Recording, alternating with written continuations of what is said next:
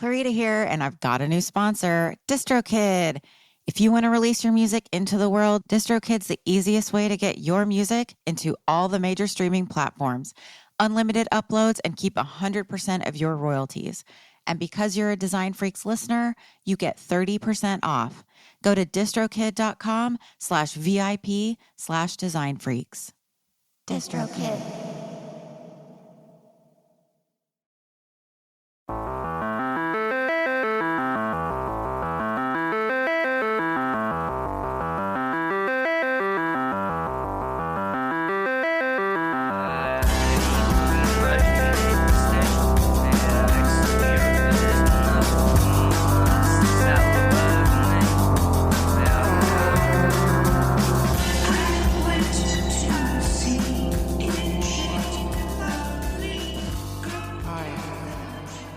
Hi.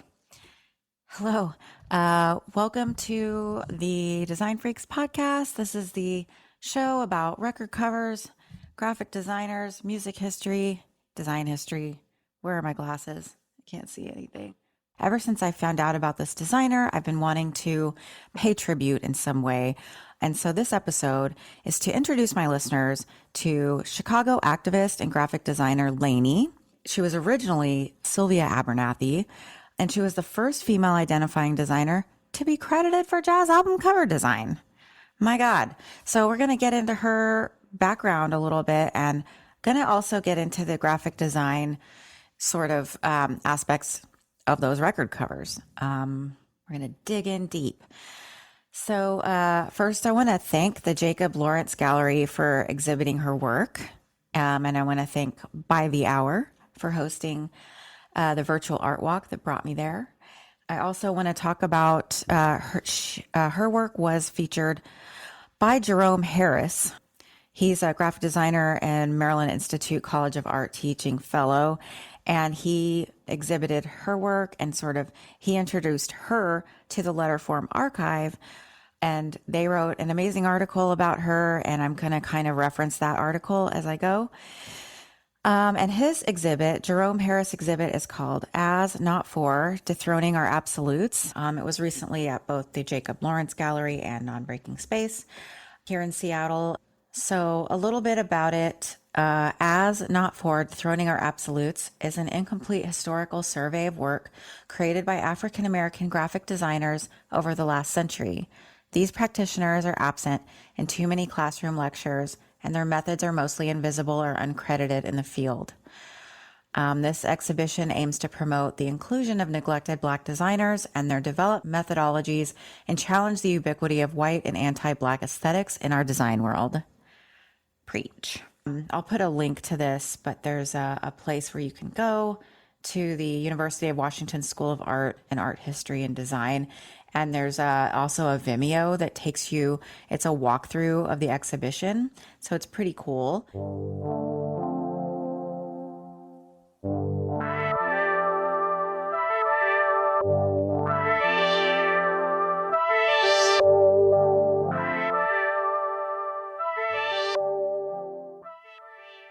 Born Sylvia Abernathy, both she and her husband, Billy Abernathy, changed their names.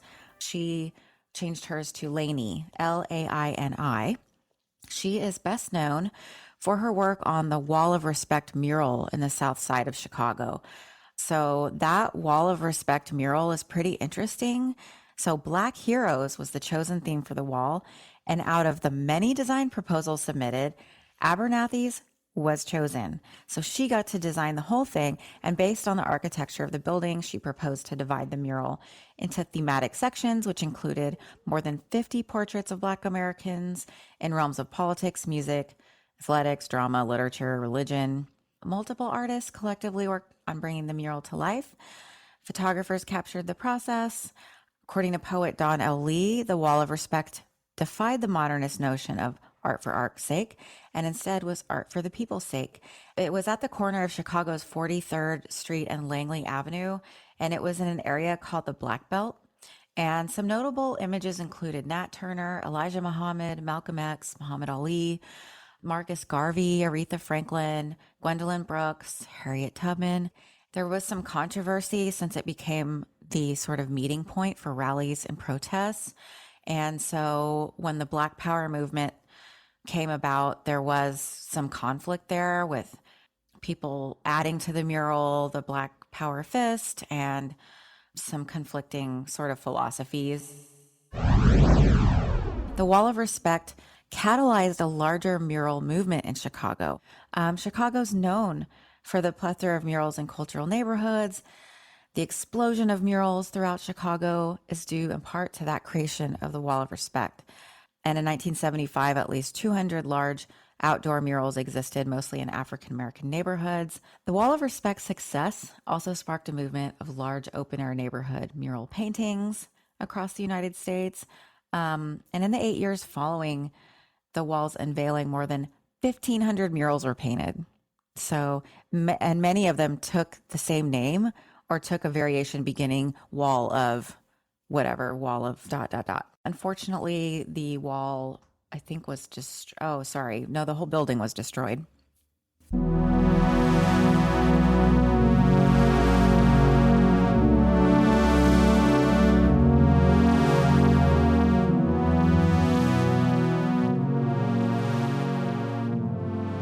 Let's get into the 4 record covers. The first is the Roscoe Mitchell Sextet, cover by Sylvia Abernathy. The photo is by Billy Abernathy. Of course, it was on Delmark Records, but Mitchell was part of the art ensemble of Chicago. The record really does look as stark and graphic as the music sounds. You've got these radiating circles coming out like a radio waves out of the central figure, and he's not cut out of the photo. It's a portrait sort of rectangle there with some tension. There's some pointiness going to the edge of the central black circle. The letter forms are interesting for the title, Sound Roscoe Mitchell Sextet. It looks like a custom font. And I say that because there are 3 S's and none of them are identical. However, the 2 O's in Roscoe are. So I don't know. The L's are identical as well. So I'm not sure what's going on with this font, but if you know what it is, this is the only record by her that is not listed on Fonts in Use. And I'll go over that a little bit more in a second because I think it's really fascinating to kind of go into Fonts in Use and see what things are, where else you've seen them. I'm going to, of course, post photos of this on the website and socials. Just a descriptor here for accessibility purposes too. I mean, you have that really cool Delmark logo up in the corner, that really bold lowercase d outlined in a black square interrupted by an arrow under the lowercase d going to the right. Yeah, it's interesting that the D is also not flush with the right side of that square. And if you look at this, you'll see what I mean. There's a line that's a little interesting. So, and then underneath Delmark, and I'm not quite sure what that font is, but it's a sans serif. Let's see. And then from the letterformarchive.org, unfortunately, very little is written about Abernathy's album art specifically. However, one can see the ways her approach to design embodied the same principles and values in her art to create work that represented Black life on her own terms. So this is best illustrated by the cover for the Roscoe Mitchell Sextet. At the center is a photograph of Mitchell taken by Abernathy's husband, Billy, in a style emblematic of the photography of the Black arts movement, which used high contrast to emphasize the dignity, beauty, and Blackness of the subject. Abernathy packs a punch by using only black and white, enclosing the dignified portrait of Mitchell with circles that ripple out like waves beyond the frame. Abernathy's lettering adds to the hypnotic movement with a high contrast blocky sans that swings abruptly from bold to thin stems. Okay, they said it better than I could. We're now going to make it to the next one, which it's really weird, and I love a weird and wacky, almost on the border of ugly design, and I'll tell you why, because the next one is the Joseph Jarman song for ... from 1967. And the reason I like this is because it's hard to look at. It almost hurts your eyes. There's a high vibration going on. And I want to talk a little bit more about vibrating colors in a minute, but from the Letterform archive, I have a really great description here. So among her album designs, the cover for Joseph Jarman's Song 4 is the most elaborate and typographic, making modern use of antique typefaces, including the Victorian era Relievo number 2. That's the weird 3D one with the ornate frame around it. Super weird. Okay, that was developed in 1879, and Windsor Outline in 1904.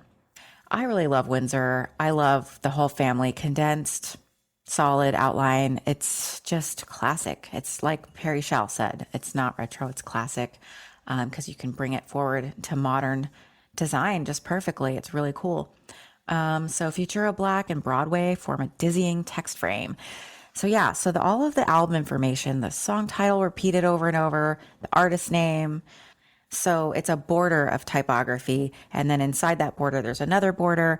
So on the outside, Futura Black. Okay, so it almost looks like a stencil. And then inside that, the name of the record in Broadway, which is an Art Deco font. Not my fave. Interesting combo though, all of these that she used. I mean, I could stare at this forever, and it also hurts my eyes. So, okay, dizzying text frame is what they call it here. And then unlike other albums of their time that either take on a cool, mysterious attitude with tinted monochrome photography or a bouncy, energetic character with kinetic type, Abernathy takes a different approach. By only using contrasting colors of red and green, she produces a vibrating psychedelic effect where their edges meet, echoed by the optically ambiguous mirrored portrait in the center. Well, I don't think it's ambiguous. I think it's definite. It's not like making a vase or anything where it's two faces facing each other. I mean, it looks like a man with a beard and a hat, doubled, like mirroring. The thing about the vibrating colors is when you have two colors and when they are very saturated, you have this effect. And I think the most dramatic combination would be red and blue, where the colors meet. It creates the optical illusion of movement because the value is so similar and the saturation is so bold. So she uses in this album, it's red and green, and then the Windsor type and a few other things, the outline of the portraits are done in white. I'm going to post this color blindness chart because according to this chart, if you are colorblind, and if anyone out there is, tell me if you can see this record cover, because according to this chart, the only thing that's going to show up is the white type that we see. None of the red, none of the green, it's all gray and white. So really interesting. I'm going to post the chart. So for accessibility purposes, you're not supposed to use vibrating colors. People can't see them. When color vibration occurs, the element most strongly affected by the glowing distortion effect is the edge between the two colors. This is why vibration is particularly dangerous in the context of UI fonts. Small icons and other detailed elements which are not large enough to compensate for their blurry vibrating edges. So if you have a thin, like a little thin detail, it's going to get completely lost in that vibration because there isn't a field of color to even it out. So here's the same set of swatches, this time as seen by someone with full color blindness. And as you can see on the chart, Sylvia Abernathy's two colors are the ones that nothing shows up. I mean, you can't see anything there if you are colorblind. So kind of interesting. In addition to the often annoying vibrating and blurry colors, for those who see in full color, given colors of equal luminance, those with color blindness may end up not seeing anything at all. While there are varying levels of color blindness, it's best to play it safe when it comes to accessibility. And then they show an example of the trash can icon on the Apple Watch, which completely disappears. So that designer got in trouble. But back to Laini. The next album is for Leon Sash. And this one, he was actually an interesting accordionist, and he played with Lee Morgan, which everyone may know from the album The Sidewinder. There's also the Rump Roller, which is that is one of the most iconic album covers. I mean, I could stare at that thing all day. It's just the most successful warped type I've ever seen in my life. Just masterful. So what Sylvia did for Leon's sash was to create sort of a simplified American flag where a simple sort of black and white photo of him, his silhouette, is up where the field of stars would be. So I'll read the letterform archive again. For Leon sashes, I remember Newport. Abernathy continues to play with contrast, but in a more subdued composition, appropriate for the accordionist's feel-good, straightforward tunes. Abernathy simplifies the graphic of the American flag with a few stripes of red and white and a black and white image of sash in place of the field of stars. The album is topped off with stacked blue type, set in solid playbill, and outlined grotesque number 9. I love playbill. I mean, for a slab serif, it's nice and condensed. And then the eye of the grotesque, I remember Newport. It's no accidents that I love it. It's like that. It's just solid, nice, reasonable X height, easy to read, sans. Delmark logo in black, the bottom right-hand corner. And that one was done in 1968. So interesting. And I was like, accordion jazz. So I looked it up. It does have a slight Cajun sound to it. It sounds like jazz standard, but with accordion where a saxophone would be, but not like, it doesn't go crazy all over the place like a Weird Al accordion. It kind of stays within a certain kind of low notes. It's really kind of cool and calming.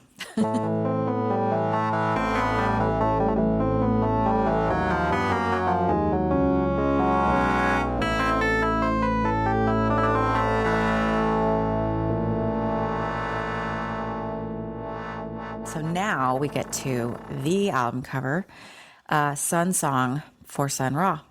And this has a red background. This is like a deep tomato red.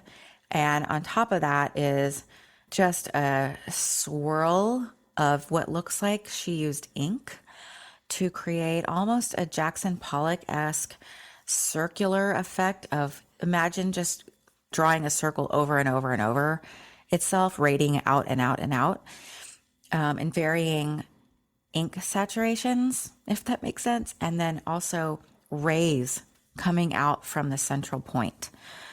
And those are all yellow. So there's a yellow sort of scribbly, very active looking sun. There's a lot of movement. It's just very energetic. And then in the top right corner is that Delmark logo, nice and big. You love to see it. Sun Ra, Sun Song. They're in Times New Roman. I'm going to say Garamond for that one, italic. And that is the only white besides the white border. And I'm wondering why she chose to do that, because her other albums go full bleed. So it's interesting to see that sort of framing Sun Ra. And I read another article about why she chose this imagery, that he had come to Chicago and shed light. This was designed well after Sun Ra's Chicago period. He would have been in New York by this time.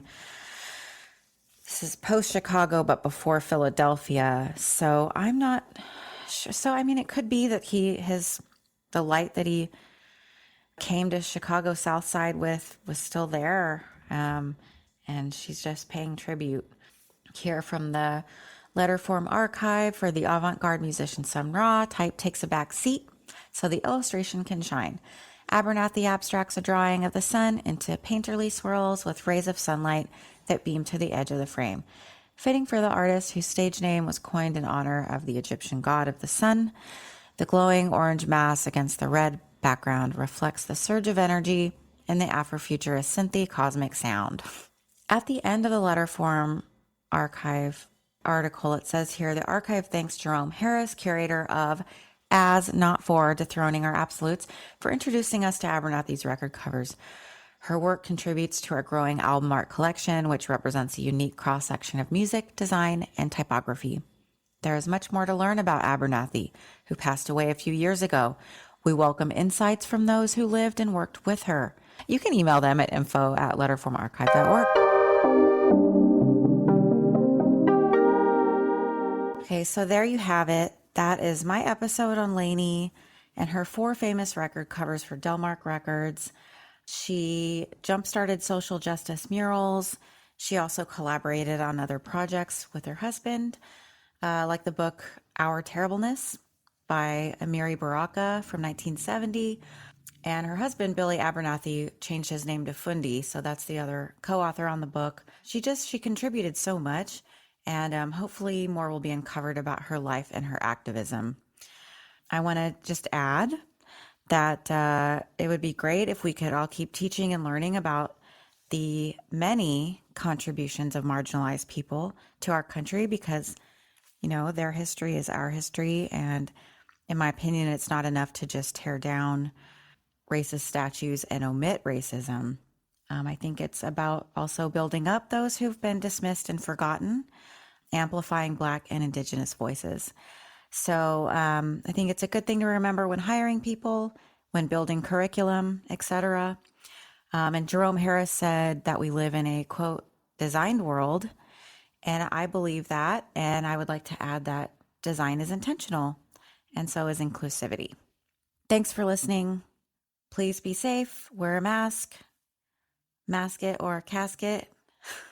No justice, no peace. Solidarity. Go to ruinousmedia.com for other podcasts and merch and information. Bye.